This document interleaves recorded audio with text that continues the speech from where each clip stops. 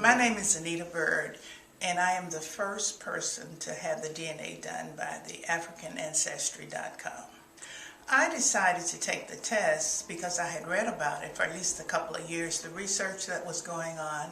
I was doing family history research, and I had the desire to go back past the slavery aspect and to know where we really came from. You took the test 10 years ago. Yes. You are our very first customer. And I wonder, how has the feeling changed from that first day that you got your results to now having 10 years of that knowledge? I would say the feeling has not changed because I tell everybody about it, and I have sent many of my friends, relatives to have their DNA tested. Well, we appreciate you for that. Thank you.